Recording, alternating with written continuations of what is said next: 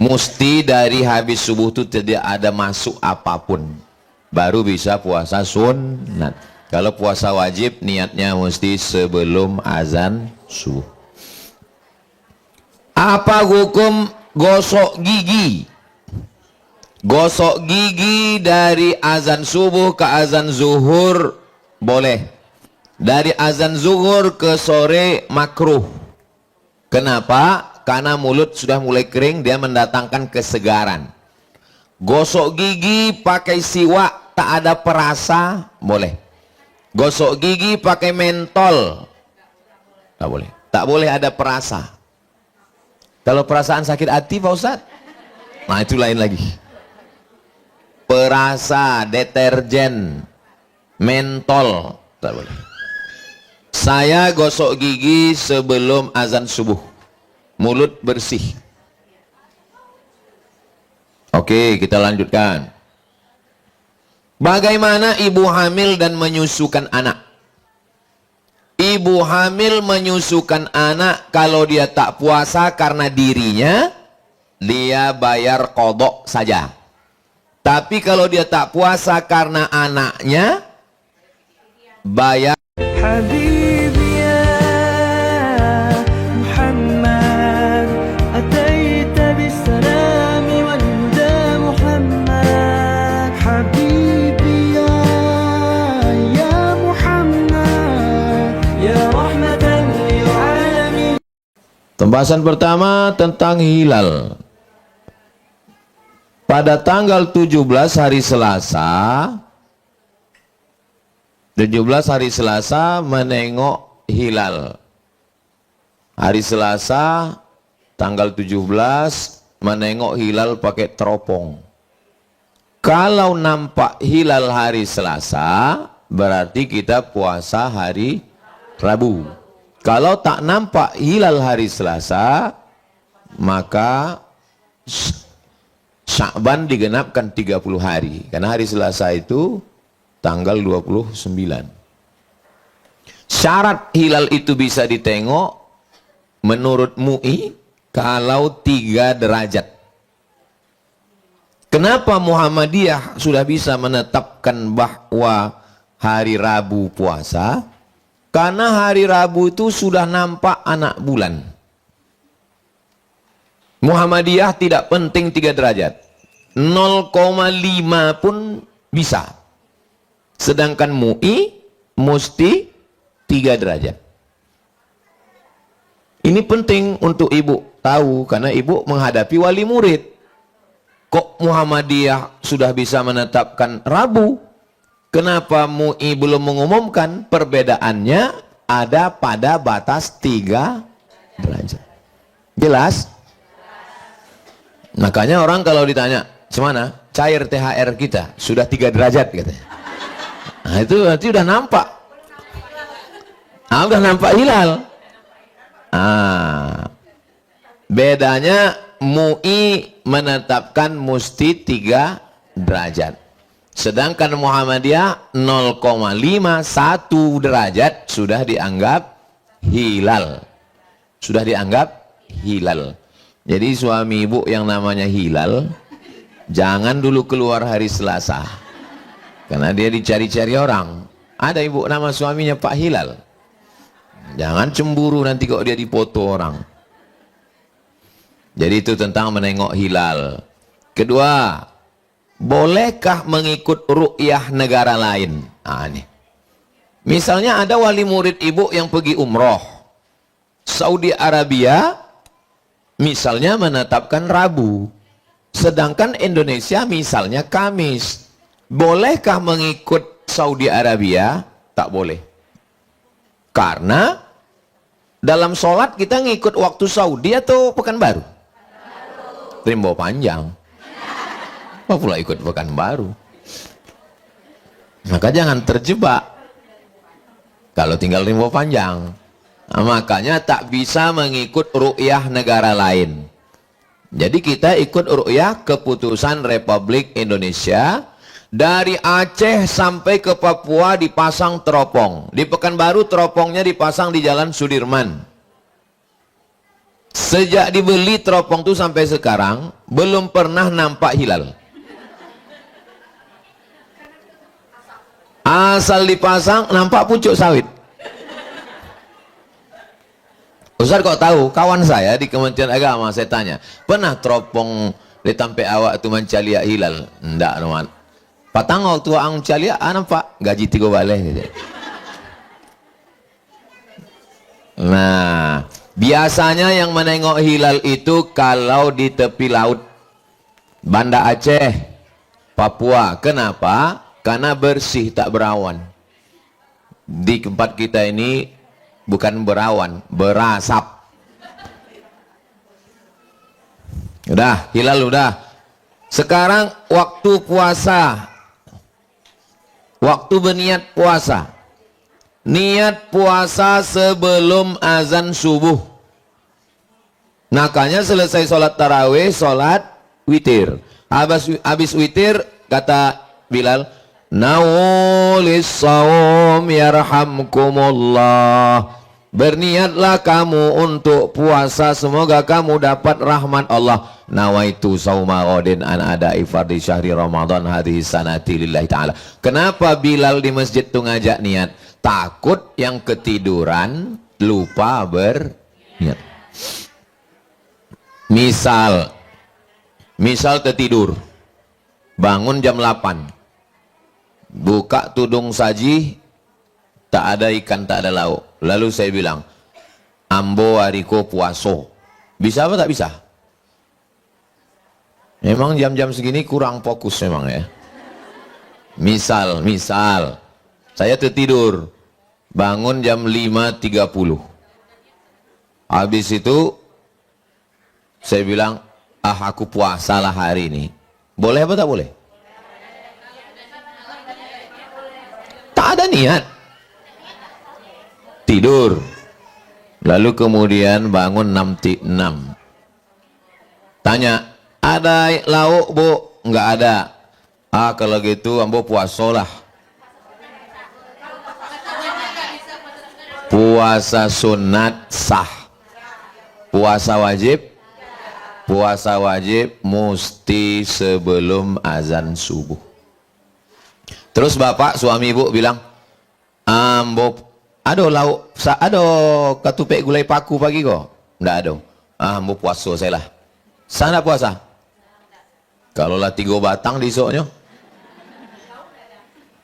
Mesti dari habis subuh itu tidak ada masuk apapun, baru bisa puasa sunat.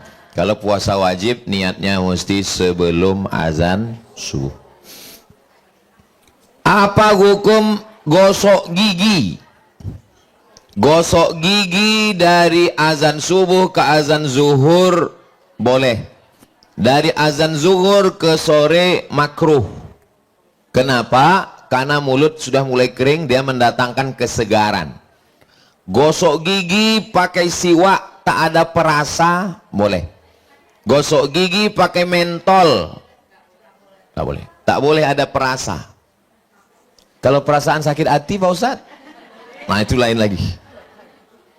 Perasa, deterjen, mentol, tak boleh. Saya gosok gigi sebelum azan subuh. Mulut bersih. Oke, kita lanjutkan. Bagaimana ibu hamil dan menyusukan anak? Ibu hamil menyusukan anak kalau dia tak puasa karena dirinya, dia bayar qadha saja. Tapi kalau dia tak puasa karena anaknya, bayar qadha dan fidyah. Saya ulang sekali lagi. Kalau dia tak puasa karena dirinya, qadha saja. Kalau dia tak puasa karena anaknya, ada unsur ekstern di luar dirinya, karena anaknya lemah, maka dia kena 2, qadha plus fidyah. Menurut mazhab Syafi'i. Saya mazhab Syafi'i. Kalau ada ustadz yang ceramah, kalau anaknya yang sakit, janinnya fidyah saja. Bukan mazhab Syafi'i. Mazhab Syafi'i macam yang saya jelaskan tadi. Jelas? Yang tak jelas bisa ditonton ulang di channel Ustadz Abdul Somad Official. Subscribe, like, share, and comment. Berikutnya suntik dan obat tetes. Sakit mata, tetes tidak batal. Sakit telinga, tetes tidak batal. Suntik, suntik terbagi dua, suntik obat dan suntik vitamin. Kalau suntiknya suntik UV tidak batal, tapi kalau infus batal, karena infus menyegarkan, vitamin. Keluar dari kantor TK segar, rupanya 2 botol infus, batal. Jelas? Berikutnya kumur-kumur. Kumur-kumur hanya memasukkan air, tak apa-apa. Tapi kalau mubalaghah batal. Mubalaghah melampau. Melampau masukkan air, batal. Ustadz, kumur-kumur boleh nggak? Boleh, nggak batal. Tapi kumur-kumurnya pakai TS, batal. Kenapa? Sikit banyak masuk gula-gula itu ke dalam.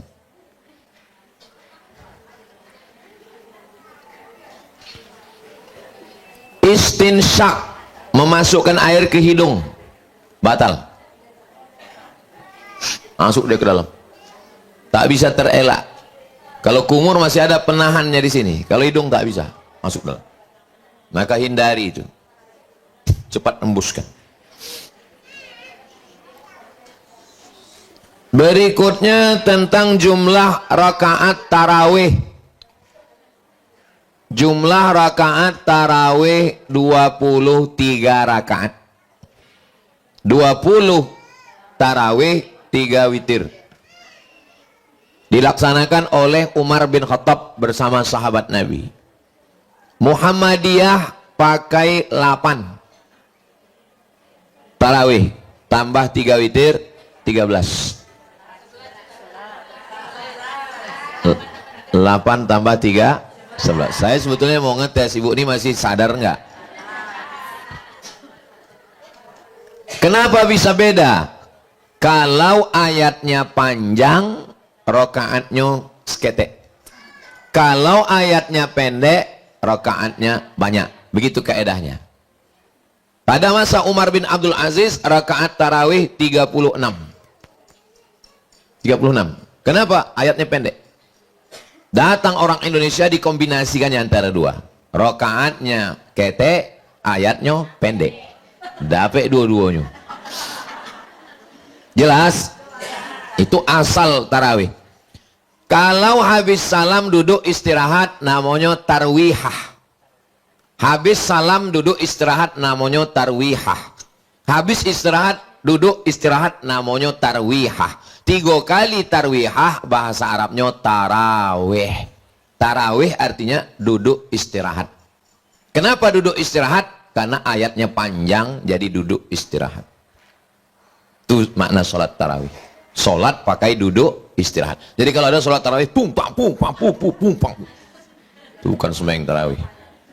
Itu namanya sembahyang apa namanya? Berikutnya tentang perempuan pergi ke masjid. Mudah-mudahan nanti kita sampai ke Masjid Nabawi. Melaksanakan umroh. Ongkos tanggung masing-masing. Iko awak madok ke kiblat. Di sebelah kiri Masjid Nabawi ini ada 3 pintu. Pintu yang pertama namanya Babul Baqi, karena mengharap ke arah pemakaman Baqi. Pintu yang kedua namanya Babu Jibril, karena menghadap tempat Jibril masuk. Pintu yang ketiga namanya Babun Nisa. Apa itu Nisa? Pertanyaannya, masuk akalkah ada pintunya orang yang nggak ada?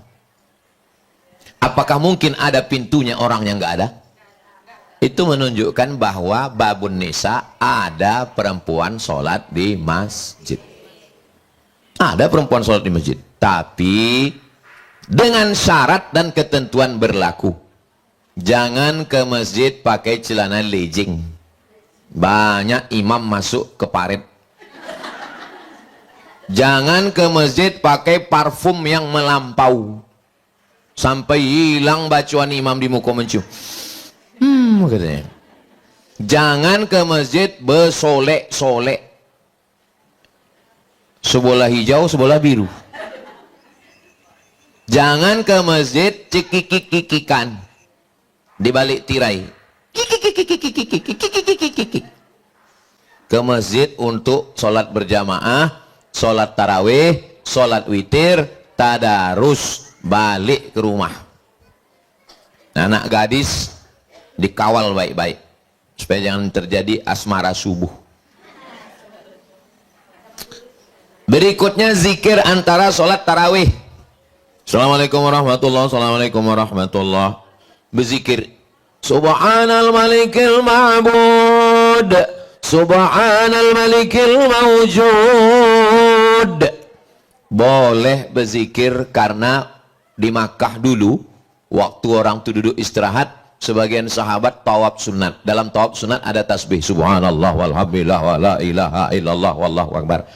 Boleh, tapi bacaannya betul, karena beberapa masjid bacaan tak betul. Ma'bud, ma'bud, imamnya lambe, makmumnya cabut.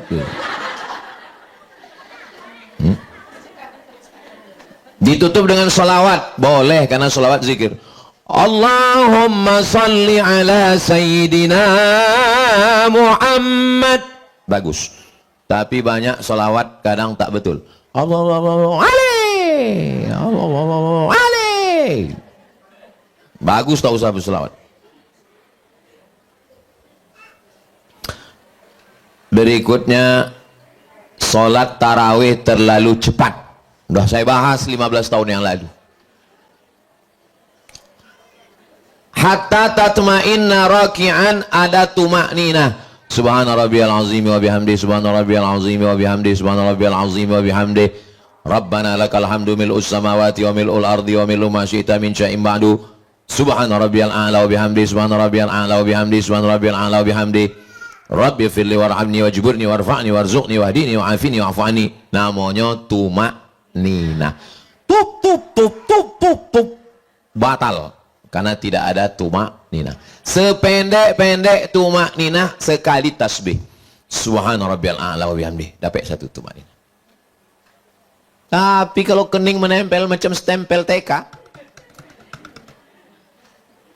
tak sah sholat tarawih. Habis itu zikir dengan suara jahar. La ilaha illallah, la ilaha illallah. Boleh. Mana dalilnya? Karena Abdullah bin Abbas di luar Masjid Nabawi mendengar Nabi dan sahabat bertakbir dalam masjid. Belum ada mikrofon. Allahu Akbar, Allahu Akbar, Allahu Akbar. Begitulah bunyi suara mereka dulu bertakbir. Jadi takbir itu bukan. Mana tahu anak-anak kita bunyi zikir kalau imamnya tak kuat. Apa bunyi zikir tadi, nak? Jadi imam mengeluarkan zikir itu gunanya untuk mengajar ayah. Ayahnya pun tak tahu zikir. Ngajar ayah. Dah. Bersalaman selesai sholat. Assalamualaikum warahmatullahi wabarakatuh. Assalamualaikum warahmatullahi wabarakatuh. Sehat Pak Haji? Masya Allah. Sehat Pak?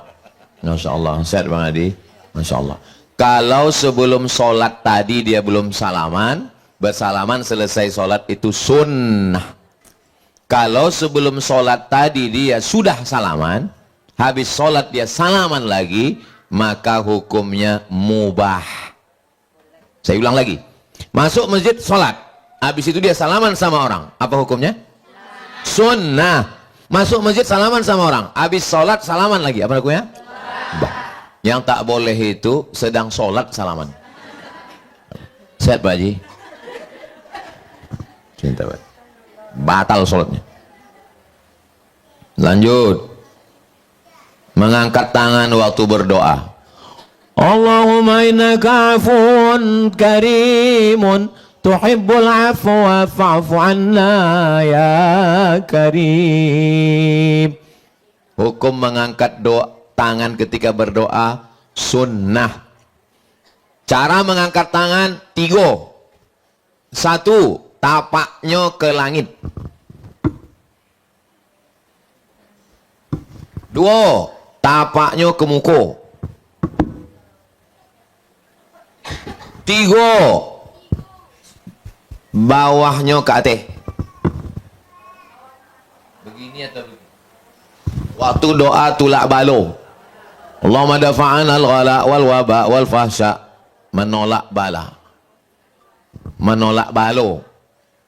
Tolak tsunami. Tolak bala. Yang ada tolak bala. Tak ada tolak jeruk. Maka boleh dimakan jeruk. Tolak bala. Adapun tangannya terbuka dengan tertutup sama. Yang terbuka, yang tertutup sama. Bukan berarti yang terbuka gini, kau jangan terbuka, doa kau keluar dari tengah. Tidak. Masalah menyapu muka. Subhana rabbika rabbil izzati amma yasifun wa salamun alal mursalin walhamdulillahi rabbil alamin. Sunnah hukumnya menyapu muka. Sebab apa? Sebab waktu awak berdoa barokah turun ke tangan awak. Ibu, apa sih rahasianya glowing? Karena saya habis selesai berdoa masuk muka. Oh, bukan skincare, enggak. Kalau ibu apa rahasianya? Ini bekas wudhu. Oh, jadi kau sangka aku tayamum selama ini?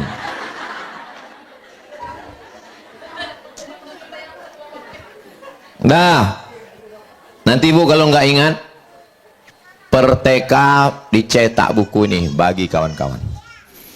Doa kunut. Doa kunut ada 3. Doa kunut yang pertama kunut subuh. Doa kunut yang kedua kunut nazilah tulak balo. Doa kunut yang ketiga kunut witir. Berapa kunut? 3. Pertama kunut subuh. Kedua kunut tolak bala. Yang ketiga kunut witir. Jadi nanti kalau imam berkunut witir, awak tinggal angkat tangan, ucapkan amin. Allahumma hdina fi man hadait wa afina fi man afait. Perempuan tak bersuara. Kau kenapa nggak pernah bilang amin setiap aku berdoa? Karena aku sudah dapat. Hah? Rupanya nama lakinya Pak Amin. Setiap berdoa dia, sayang katanya. Sayang, rupanya bilang amin. Tadi tamu yang datang tadi dari Malaysia namanya Pak Amin. Pembahasan berikutnya, 2 kali witir dalam semalam. Sallu sunnatal witri salasa raka'atin asabakumullah. Witirnya di masjid. Habis itu balik ke rumah jago malam tarawih. Habis tarawih witirnya lagi. La witrani, tak boleh 2 kali witir semalam. Witir artinya ganjil. 3 setelah tarawih, 3 setelah tahajud. 3 tambah 3? Bukan witir. Maka kalau mau pilih witir habis tarawih. Siapa yang sholat tarawih ikut witir dengan imam dapat pahala macam sholat sepanjang malam. Nanti bangun malam tarawih saja, jangan witir lagi. Tahajud saja, jangan witir lagi. Tapi kami tadi udah sholat witir. Boleh sholat tahajud walaupun sudah witir. Oke, kita lanjutkan lagi.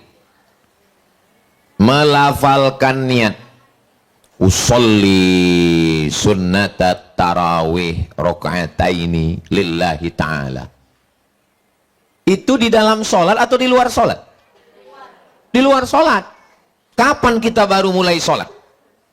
Ketika mulut menyebut A. Itulah sholat. Akabah, bukan, sudah sholat. Ketika mulutnya menyebut mulai A, itu baru mulai sholat. Allahu Akbar, itu baru sholat. Jadi kalau ada orang bertanya, boleh kita melafazkan niat Pak Ustadz? nggak ada hubungan sama sholat. Karena dia misalnya orang sebelum sholat disebutnya kantwi lah, dia nggak ada hubungan sama sholat. Karena tidak, yang membatalkan sholat itu kalau bercakap di dalam, kalau sebelum sholat. Lalu kenapa orang mengatakan usolli? Untuk menguatkan hatinya dalam 5 perkara. Sembayangnya sembayang apa? Zuhur. Sunat apa wajib? Wajib. Berapa rakaat? 4. Ada apa qadha? Ada. Jadi imam atau jadi makmum? 5 inilah isi usolli itu.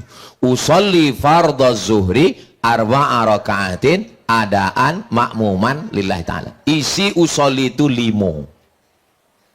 Kenapa pakai usolli? Karena kalau dia tak pakai usolli langsung takbir Allahu Akbar, berkato-kato dalam hati, zuhur apa asar, maghrib apa isya, sunat apa wajib. Untuk menolak was-was maka dia pakai usolli. Tapi Muhammadiyah tak pakai usolli. Ya karena kata dia hati udah kuat, ngapain pakai usolli? Ustaz pakai usolli, kadang-kadang pakai usolli, kadang-kadang tidak. Kalau hati saya sedang tenang, kuat di dalam, tak pakai usolli. Tapi kalau lagi kacau balau, menengok bangunan belum selesai, ya usolli. Usolli fardhu zuhri 4 rakaatin adaan makmuman lillahi ta'ala. Allahu Akbar. Ibu yang tak pakai usolli angkat tangan. Yang pakai usolli, nggak usah dipermasalahkan mau usolli tak usolli. Yang penting sembahyang. Kelahi antara usolli tak usolli. Rupa-rupanya dua-duanya tak sembahyang.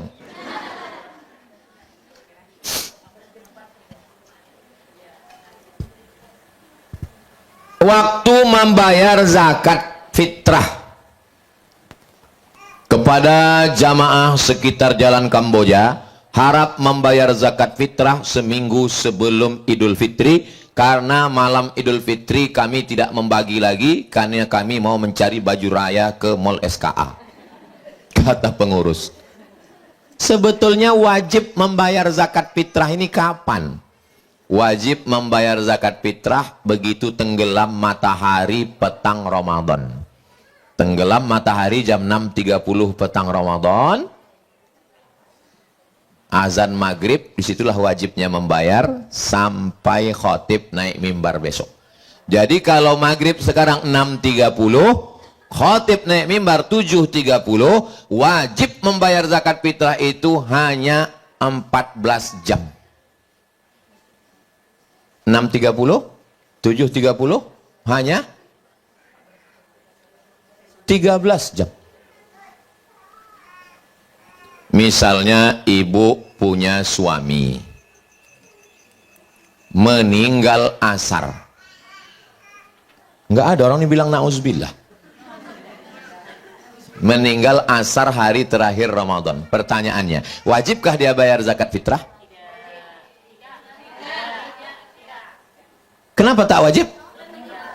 Karena dia tidak hidup dalam 13 jam itu.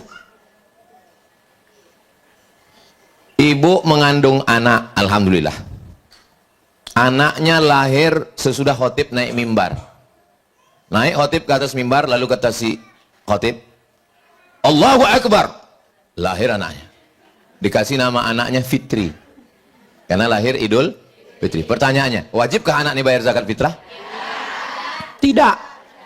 Karena dia tidak ada di dunia ini dalam 13 jam itu. Nyambung tak nyambung? 13 jam dari azan maghrib ke khotib naik. Makanya kalau ibu tak mau keluar duit bayar zakat fitrah, tahan deh. Jangan keluar dulu yo. Bang keluar sesudah open house yo. Jadi kalau ada orang bayar zakat fitrah seminggu sebelum Idul Fitri, hukumnya mubah, bukan hukumnya mubah. Bayar zakat fitrah seminggu sebelum Idul Fitri, dibayarnya, kok bayar? Tiba-tiba hari terakhir Ramadan meninggal, apakah diminta balik? Assalamualaikum Pak Ketua Masjid, yo, minta ambo balik, laki ambo ndak duit. Jangan diminta balik, itu terhitung sebagai solawat, sodako. Dah, sekarang pembahasan tentang zakat fitrah dalam bentuk pitih. Nabi membayar zakat fitrah dalam bentuk empek.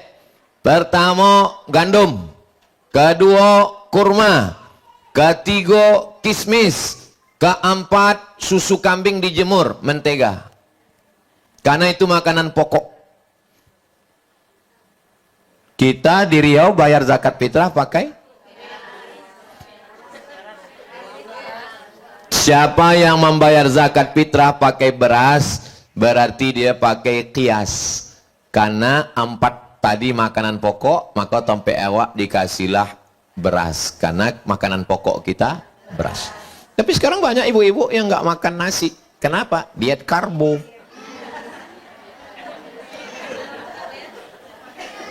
Orang Papua makan papeda, sagu, disiram pakai air panas, pakai sumpit. Rupanya bagus anak-anak ini dikasih makan sagu supaya efisien. Kalau nasi dikunyah, sagu kok gol, gol. Saya kalau dari kecil makan sagu, efisien sagu. Dan karbohidratnya rendah, bagus makan sagu. Yang pakai duit apa dalilnya? Dalilnya hadis Nabi, "Ughnuhum lihadzal yaum", buat mereka mampu hari ini. Membuat mereka mampu Idul Fitri, jangan minta-minta pakai duit. Mampu tak mampu? Mampu. Nggak mesti pakai beras. Saya dari dulu bayar pakai beras, tapi saya tak menyalahkan yang pakai duit. Sebelum khotib, pakai nyanyi pula tukang-tukang. Oke, sekarang hari raya dan ziarah kubur. Allahu Akbar, Allahu Akbar. Tainge menangilah. Lalu kemudian balik dari sholat Idul Fitri, dia ziarah kubur. Ziarah kubur bebas, tidak ada waktu khusus. Mau pagi, mau petang, mau siang, mau malam, Idul Fitri, Idul Adha, bebas, tak ada larangan. Termasuklah saat Idul Fitri ziarah kubur, hukumnya tapi kalau ziarah kubur jaga adab-adab kubur. Waktu masuk ke kubur mengucapkan salam. Assalamualaikum ya ahla diyar minal mu'minin wa inna insyaallah bikum lahiqun yarhamullah mustaqdimina wal mustakhirin nas'alullah lana wa lakumul afiyah. Nggak hafal kami yang panjang, yang versi TK. Assalamualaikum ya ahlal kubur, itu versi TK.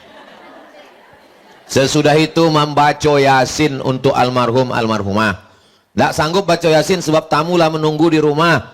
Kulhu 3 kali sama macam hatam Quran, Al-Falaq sekali, An-Nas sekali, Al-Fatihah sekali. Tidak sanggup juga jurus terakhir untuk almarhum Apak den, Amak den, Atuk den, Ninik den, Cipta den, Pepso den, Al-Fatihah.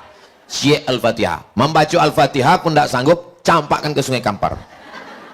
Apa lagi balasan awak untuk keluarga awak? Membacakan Al-Fatihah. Berikutnya tentang perempuan ziarah kubur. Perempuan ziarah kubur kalau tujuannya untuk mempersedih-sedih diri, tak boleh. Kenapa beda perempuan sama laki-laki? Karena daya ingat perempuan lebih dalam. Maka perempuan tak boleh mengantar ke liang lahat. Makruh hukumnya.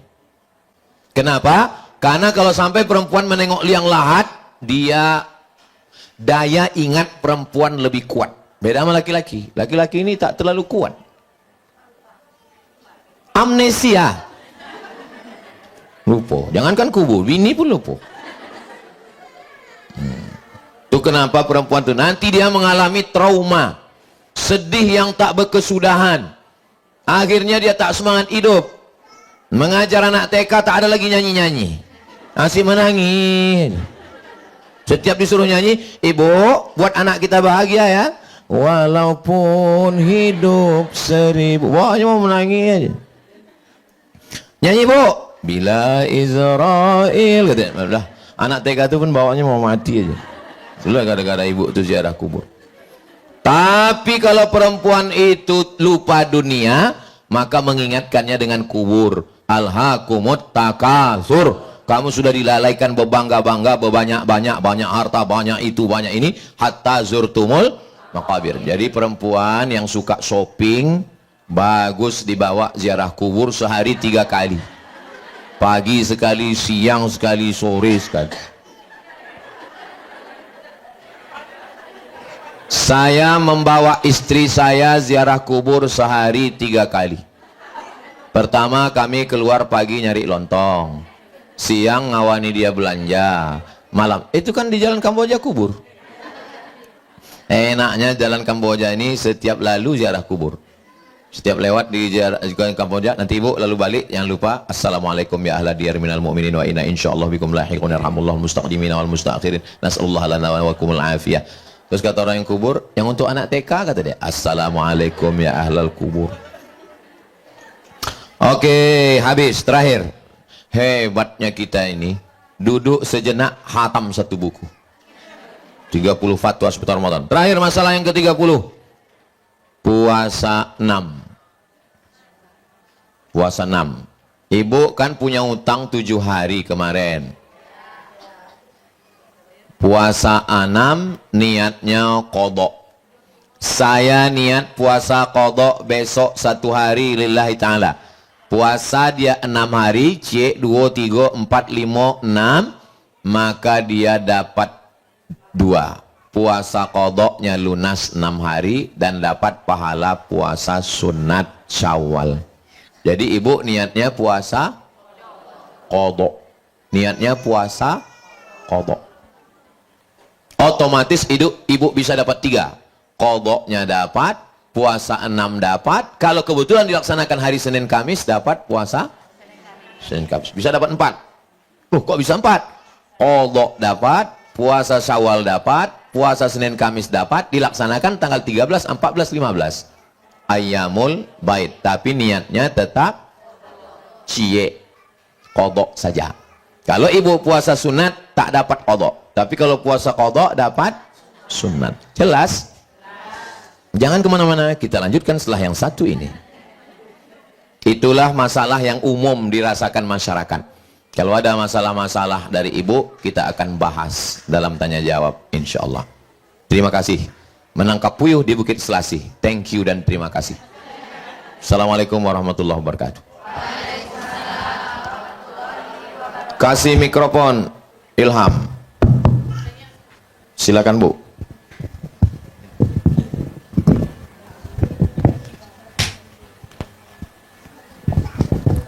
Bismillahirrahmanirrahim. Assalamualaikum warahmatullahi wabarakatuh. Pertanyaan ini masalah penentuan puasa tadi nih Ustaz.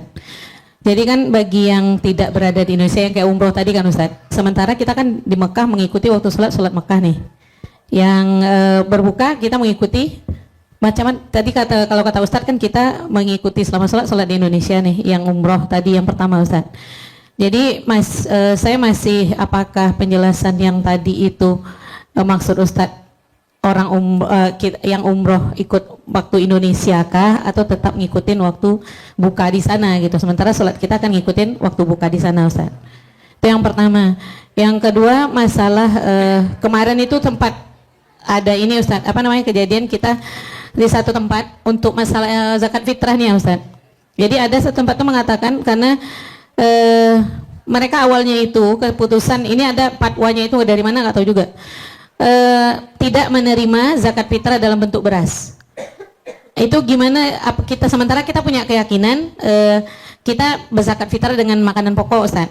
Jadi di saat kita ingin zakat fitrah di tempat tersebut untuk masyarakat sekitar, berarti kita nggak bisa zakat fitrah di situ karena harus diuangkan gitu. Hukumnya seperti itu, seperti bagaimana tuh Ustaz? Terima kasih. Assalamualaikum warahmatullahi wabarakatuh. Waalaikumsalam. Misalnya keputusan Saudi Arabia puasa Rabu, sementara Indonesia Kamis. Lalu ada orang Pekanbaru ikut Saudi Arabia puasa Rabu. Nggak bisa, karena dia tinggalnya di Indonesia. Kemudian dia pergi umroh. Sampai di Madinah, azan maghrib. Allahu Akbar, Allahu Akbar. Terus dia ajak dia, ayo buka puasa yuk. Enggak. Kata Ustaz Somad, nggak boleh ikut waktu Saudi. Wah, angkan di Saudi gini. Maksudnya di mana kita berada, di mana bumi dipijak, di sinan awak bekodak. Jelas ya Bu?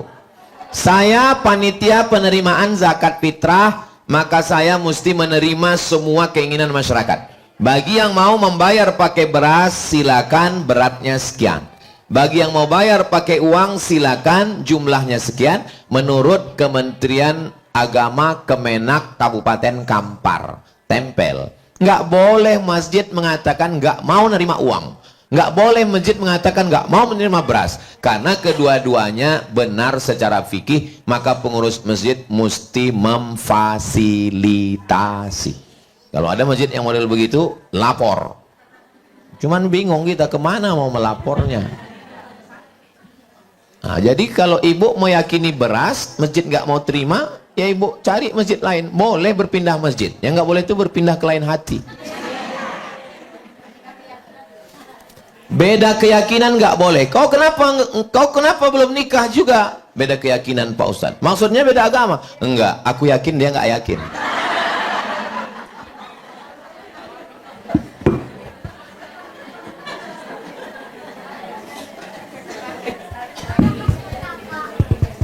Ya, silakan. Ibu-ibu dari guru-guru TK se-Kecamatan Tambang. Assalamualaikum warahmatullahi wabarakatuh. Waalaikumsalam. Masih seputaran zakat, Ustaz.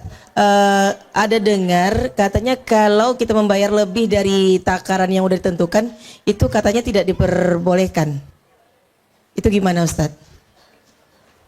Lebih dari takaran 2,5 kilo yang ditetapkan Kemenak, dia kasih 3 kilo, yang 2,5 wajib, yang 500 gram sodakoh. Atas nama sedekah. Saya membayar zakat fitrah dari sejak 2008 pulang ke Riau sampai 2025, saya bayar zakat fitrah 3 kilo. Karena saya meyakini 1 mud 7 ons setengah. Zakat fitrah itu 4 mud. Mud 7 ons setengah, 7 ons setengah, 7 ons setengah, 7 ons setengah, 3 kilo. Dari dulu saya tak pernah kurang. Kalau ternyata di akhirat nanti dinyatakan yang benar adalah 2,5 kilo, maka yang 500 gram terhitung sebagai sodako. Jelas?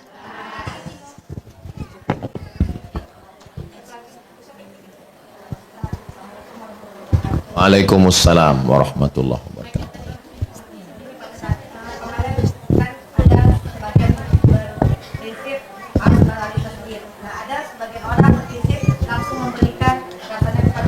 Atau ke janda atau ke kerabat. Nah, itu bagaimana hukumnya Pak Ustadz? Itu yang pertama. Yang kedua, ini ada dari teman-teman juga mau menyampaikan bagaimana hukumnya ketika kita masak, ibu-ibu maklum takut kurang garam, ngerasa sedikit di ujung lidah, itu bagaimana hukumnya Pak Ustadz? Seperti itu. Ya, itu pertanyaan mewakili teman-teman Pak Ustadz. Terus kita zakat harta nih Pak. Zakat harta itu kita kan 2,5% dari harta yang bergerak dan yang kita gunakan atau yang menghasilkan. Nah, ada sebagian orang bilang seluruh harta diperhitungkan, itu dibagikan 2,5%-nya untuk zakat. Mohon pencerahannya ya Pak Ustadz. Assalamualaikum warahmatullahi wabarakatuh. Pagi habis sholat subuh, ambil beras 4 mud, masukkan ke kresek. Waktu mau jalan sholat id, cari orang miskin. Nampak orang miskin, langsung kasih ke dia, ini makan kau hari ini supaya kau bisa hari raya sama aku sama-sama kenyang, jangan ngemis lagi ya. Begitulah aslinya zakat fitrah. Begitulah aslinya zakat fitrah. Habis sholat subuh, bawa beras 4 mud, nampak orang miskin, kasih supaya dia makan hari itu, jangan dia miskin ngemis. Itulah aslinya zakat fitrah. Tapi yang begini nggak bisa diamalkan lagi sekarang. Karena kalau diamalkan yang begini sekarang, ada nanti fakir miskin yang dapat 3 ton. Ada yang nggak dapat sama sekali. Maka sudah bagus teknis yang sekarang dibuat, koordinasi pengurus masjid dengan RT RW, dikumpulkan seminggu sebelum Id, dibagi secara rata. Sudah bagus cara itu. Jangan dirusak lagi. Jelas?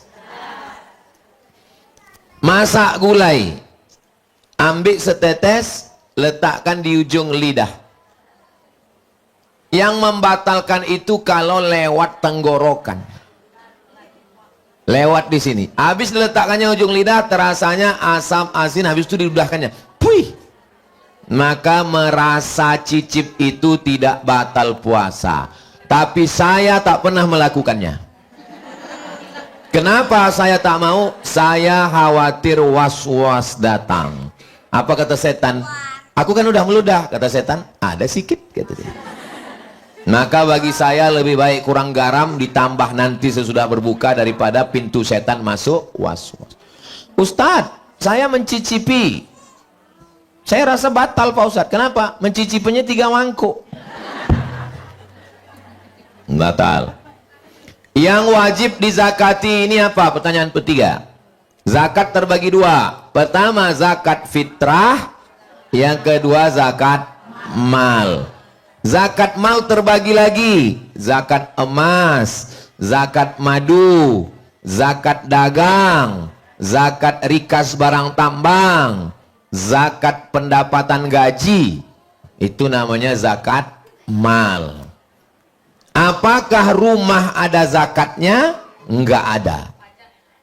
Bayar pajak PPN. Apakah mobil ada zakatnya? Enggak ada. Yang ada zakatnya uang tabungan ibu. Kalau ditengok dari senyumnya ini paling minimal 100 juta ini. Tengok dari senyum ibu-ibu guru TK ini, oh ini orang-orang yang nggak ada masalah dan nggak ada utang. Karena kalau orang ada utang, ada masalah, nggak bisa senyumnya lepas begini, pasti tertahan dia. Ini bisa lepas ini. Mudah-mudahan yang ada utang segera lunas utangnya. Oh, banyak juga orang yang berutang. Kalau ibu punya tabungan 100 juta, amin. Zakatnya 2,5%. Zakatnya adalah 2.500.000. Jadi bukan ibu hitung harga tanah berapa, harga rumah berapa, harga mobil berapa, bukan. Yang dizakati itu hanyalah emas, uang. Emas terbagi 2. 1 emas batangan, 1 emas perhiasan. Yang wajib dizakati emas batangan beratnya 85 gram, 2,5%. Kalau emas perhiasan, masih fokus? Emas perhiasan caranya 2. 1, kumpulkan semua gelang, rantai, subang, anting, gigi emas. Kumpulkan semua, keluarkan sekali seumur hidup. Sekali seumur hidup. Ini cara pertama. Ini cara pertama. Cara yang kedua, kalau 850 gram, berapa beratnya? 850 gram baru keluar zakat. Kalau di bawah 850 gram, 850 gram itu sekilo kurang 1,5 on. Kalau ada ibu yang punya emas, kalau pergi undangan, turun telinga tuh begini ya. Iko 2,5 on, Iko 2,5 on, Iko 1,5 kilo.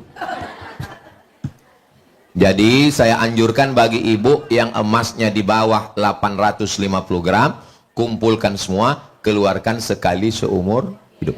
Tapi bagi ibu yang punya emas perhiasan di atas 850 gram, keluarnya tiap tahun dikeluarkan 2,5%. Emas sekarang 1 gram 2 juta.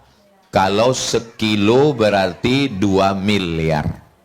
Kalau 1 miliar zakatnya 25 juta. Kalau 2 miliar berarti 50 juta. Jelas? Dah, 3 pertanyaan dari ibu. Apa lagi bu?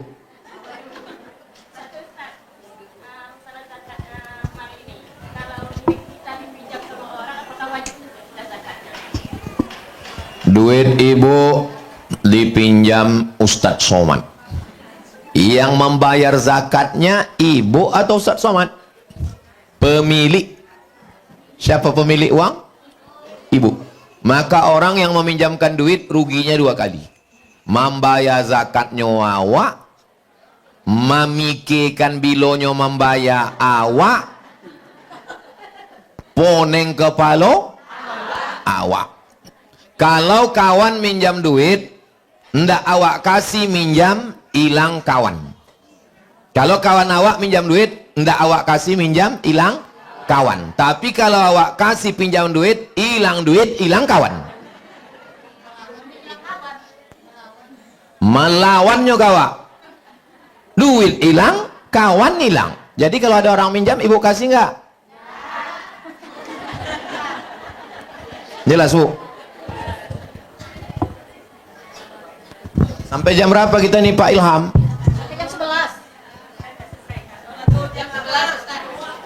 Sampai jam 11. Kalau ada pertanyaan saya jawab. Kalau nggak ada kita berdoa. Ibu jangan memposting foto sendiri. Bagus posting foto ramai, karena kalau ibu foto sendiri tiba-tiba ada orang yang naksir sama ibu. Foto ibu dicetaknya, ditengoknya pagi, ditengoknya siang, ditengoknya sebelum tidur malam. Mau ibu orang diam-diam mencintai ibu? Jangan posting foto sendirian. Walaupun ibu sudah beranak 3. Karena ada lagunya beranak ampe 7. Walaupun ibu udah janda. Karena ada judul lagu Irwansah, Kutunggu. Walaupun ibu sudah mati, dia tetap juga menengok ibu. Karena judul lagunya Asep Irama, tunjukkan padaku di mana. Hafal semua. Ya Bu, silakan. Mudah-mudahan ibu semua diberikan kesehatan. Karena pemimpin masa depan itu ibu lah yang membentuk dia di TK. Mudah-mudahan ibu punya kesabaran. Saya kalau disuruh ceramah di stadion sanggup. Kalau disuruh tablik akbar di gor, insya Allah sanggup. Tapi saya pernah disuruh ceramah ke anak TK. 5 menit saya ceramah, tak ada anak itu yang peduli. Sampai akhirnya saya merasa ini kalau kuteruskan ini hilang harga diriku.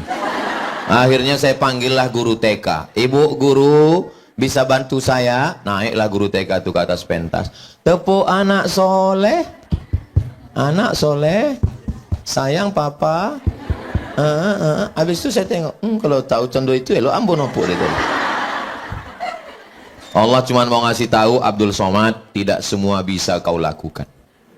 Kau boleh dokter spesialis, kau boleh jenderal, tapi untuk mendidik anak ini maka adalah ibu-ibu guru TK. Kalau ada calon istri polis, polwan, yang satu lagi dokter, yang satu lagi guru TK, manalah yang dipilih orang? Guru TK. Karena guru TK ini lembut, penyayang. Beruntunglah suami-suami ibu sekalian. Saudara yang belum menikah, carilah guru TK. Yang mengaminkan yanglah belaki pula. Astaghfirullahalazim, astaghfirullahalazim. Astaghfirullahalazim alladzi la ilaha illa huwal hayyul qayyum wa atubu ilaih.